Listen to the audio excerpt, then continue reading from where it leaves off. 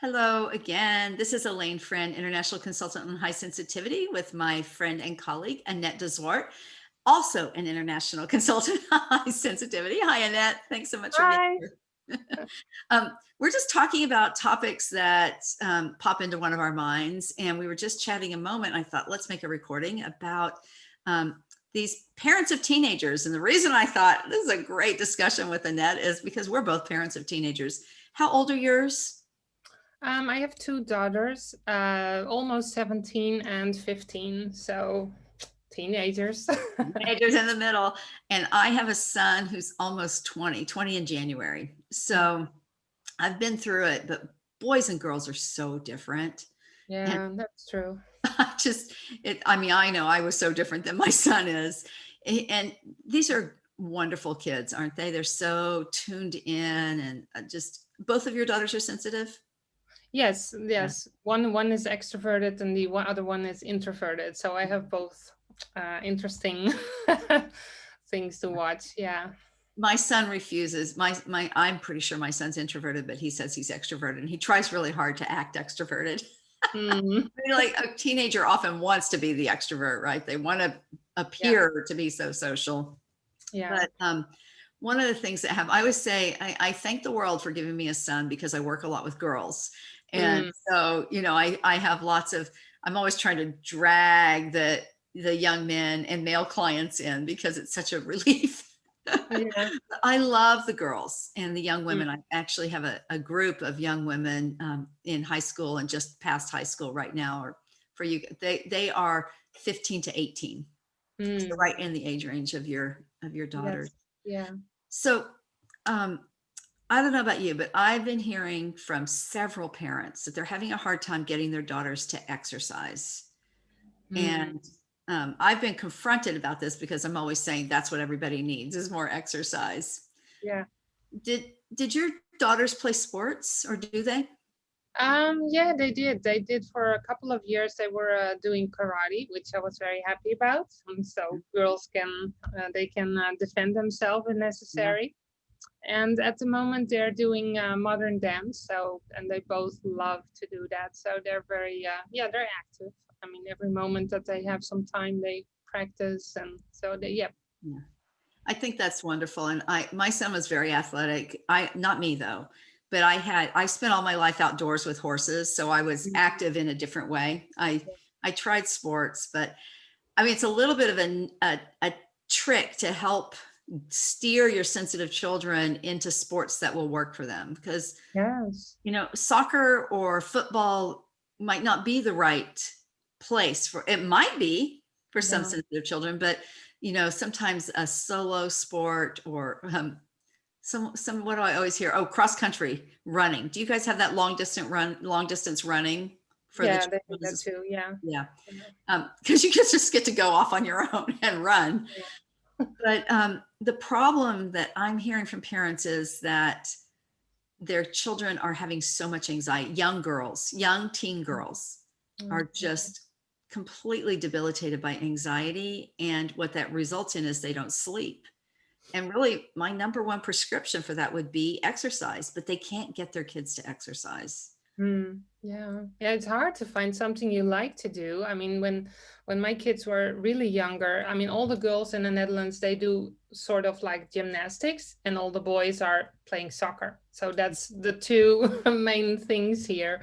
But I think it's, yeah, like you said, it's really important to just find something that you like to do. I mean, at some point they just didn't have fun anymore doing it. So they looked up something different and just try something and see what fits you.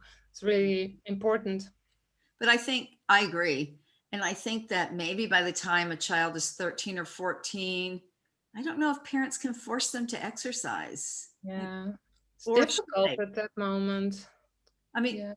is childhood obesity a problem in the Netherlands? Like Well, we it have in the wasn't, United it States? never was so much. For us, America is always the example of how it shouldn't be. It's I not a know, nice thing to exactly. say, but it's true, I'm afraid. And well, but it's starting to be more because yeah, well, kids here are also doing less and less, and also sitting at the computers and playing Right. games Like, and everything. Yeah, exactly. It's glued in the hands, right?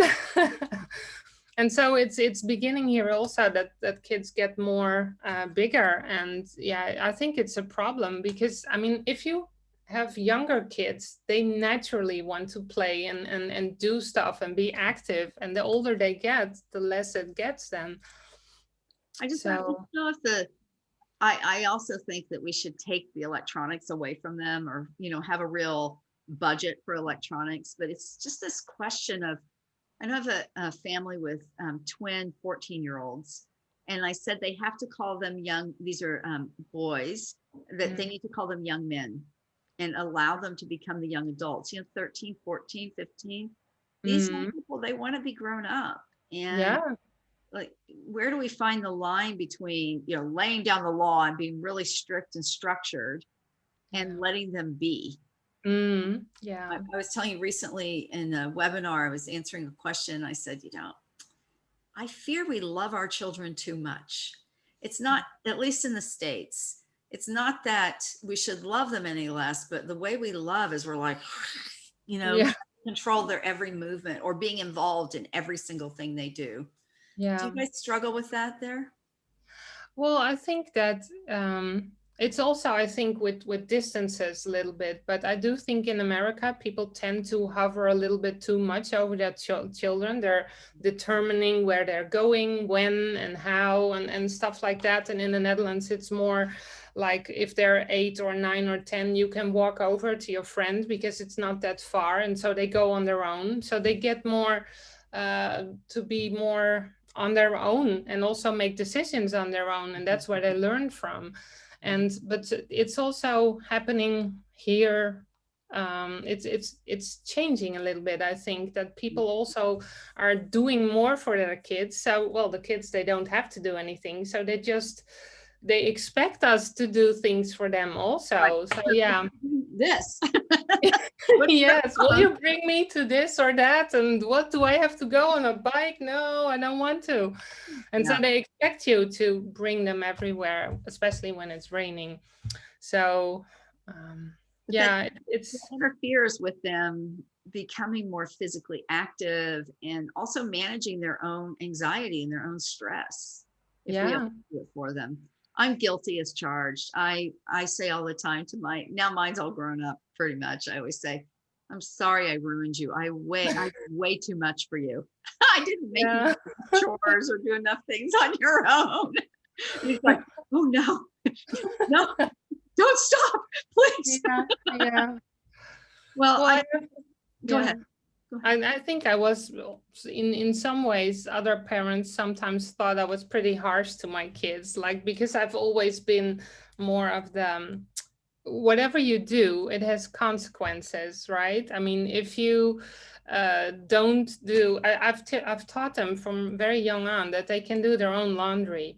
And some of the other friends that came over, like, what? Do you have to do it for yourself? And it's like, yeah, why not? I mean, it's not that they can't. And that, because that's the reason that I did that was at some point they changed into different clothes like 3 or 4 times a day. And so the wash is piling up. And I'm like, well, I'm not going to do that. Each 2 days that there's this big pile of wash. It's like you do it yourself. So that's consequences. And I think that's what's something also in the Netherlands might be a little bit more, I don't know, I could be generalizing, but that if you do something, it has a consequence. And especially with teenage children, they need to learn that if you do something, it has a consequence. Can be good, but it can also be bad, and you also have to be responsible for that. So I mean, I yeah. think it's really good because they're home still. So when they screw up, when they make a big mistake, you can catch them and help Yeah, them. exactly. Because This is soon like they will be out in the yeah. world, and their mistakes will be theirs to live with, and they won't, I mean, they can always call mom Yeah, and, exactly. and ask for help, but really they will be making their own decisions. So we do cripple them by not letting them do that more. Yeah. I'm always struggling with the balance between also not just being like this, and not seeing what's going on, for sure, if they're Yeah. getting into trouble. Yeah. So, drugs and But alcohol I and think children often always they know what they can do or not, and sometimes they go a little bit overboard, and then you are there to pick them up.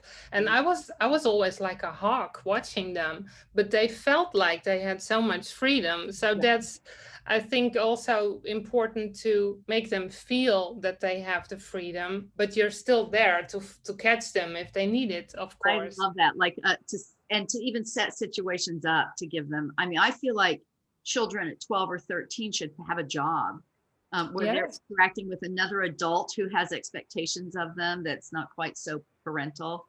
I love Yeah. that. I also used to, send my son somewhere and not tell him that I had called. I said, will you go down to so and so's house and get something for me? I would call them and say, can you just text me when he gets there?